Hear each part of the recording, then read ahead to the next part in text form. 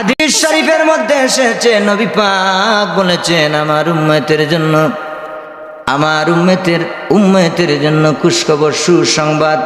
আল্লাহ রাব্বুল আলামিন আমার উম্মতদেরকে এক একটা উসিলা করে মাফ করবেন। এক একটা নেক আমলকে আল্লাহ রাব্বুল আলামিন উসিলা করে জীবনের গুনাহ খাতা মাফ করবে। এক একজন মানুষকে জান্নাত দিয়ে দিবেন। বলুন সুবহানাল্লাহ। হাদিস শরীফের মধ্যে এসেছে, নবী পাক বলেছেন, কঠিন কিয়ামতের ময়দানে আল্লাহ রাব্বুল আলামিন দুটি মানুষকে উদ্দেশ্য করে বলবেন। এই দুটি মানুষকে উদ্দেশ্য করে ডেকে এনে বলবেন, ইনতালিকু আবদালি ইলান্নার। কোথায়? ইনতালিকু আবদাল ইলান্নার। তোমরা দুজন যাও জাহান্নামের মধ্যে নিক্ষেপ হয়ে যাও, জাহান্নামের মধ্যে ঝাঁপ দাও, জাহান্নামের মধ্যে তোমরা পড়ে যাও। দুজন লোককে উদ্দেশ্য করে বলবেন। এই দুজনের মধ্যে একজন লোক খুব দ্রুত স্পিডে দৌড়াবে, খুব দ্রুত দৌড়াইতে থাকবে। আরেকজন লোক আস্তে আস্তে যাবে, ধীরে ধীরে যাবে। আল্লাহ পাক বলবেন, ও ফেরেশতা, ওদেরকে ডাকো, ডেকে আমার কাছে আবার নিয়ে আসো। সুবহানাল্লাহ বলেন।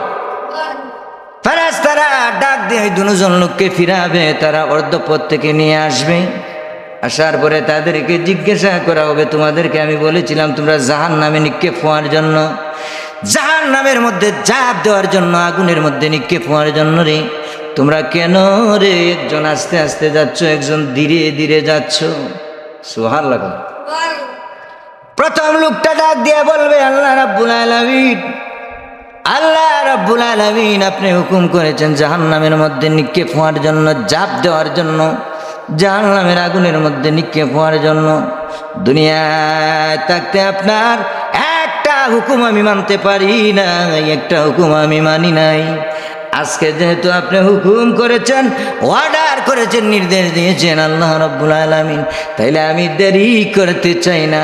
আপনার কুদরতের সামনে আমি দেখাইতে চাই, প্রমাণ করতে চাই আপনি রাব্বুল আলামিনের হুকুমটা আমি কত দ্রুত আমি মানতে পারি। আল্লাহ রাব্বুল আলামিন যেহেতু আপনি হুকুম করেছেন, অর্ডার করেছেন, আপনার কুদরতের সামনে আমি প্রমাণ করে দিতে চাই, দেখাইতে চাই আপনার হুকুমটা কত দ্রুত, আমি কত স্পিডে দ্রুত বেগে মানতে পারি। এর জন্য আমি দ্রুত দৌড়াইয়া জাহান্নামের মধ্যে পড়তে যাচ্ছি। এবার দ্বিতীয় লোকটি ডাক দিয়ে বলবেন, তুমি ধীরে ধীরে যাচ্ছ কেন, আস্তে আস্তে যাচ্ছ কেন? তোমার পায়ের মধ্যে কোনো সমস্যা নাকি? তুমি ল্যাংড়া নাকি? তোমার পায়ে কোনো প্রবলেম আছে নাকি? দ্বিতীয় লোকটা ডাক দিয়ে বলবে, আল্লাহ রাব্বুল আলামিন আমি প্রথম লোকের চাইতে আরো বেশি চেতা এবং তাজা। সুবহানাল্লাহ বলেন। আল্লাহ পাক বলবেন, তাইলে তুমি ধীরে ধীরে যাচ্ছ, আস্তে আস্তে যাচ্ছ, কারণ কি? তোমাকে না জাহান্নামে নিক্ষেপ হতে আমি বললাম। দ্বিতীয় লোকটা ডাক দিয়ে বলবে, আল্লাহ রাব্বুল আলামিন আমি তার চাইতে আরো চেতা, আমার স্বাস্থ্যগত অবস্থাও ভালো, আমার শরীরের মধ্যে স্পিরিটও আছে, কিন্তু আমি দুনিয়াতে থাকতে শুনেছিলাম আপনার নাম নাকি রহমান এবং রহিম। এর জন্য আমি বারবার আপনার কুদরতের কদমের দিকে আমি নজর করতেছি, আর জাহান্নামের দিকে আমি ধীরে ধীরে যাচ্ছি। আমি দেখতেছি আপনি রহমান এবং রহিম নামে আমাকে মাফ করে দেন কিনা।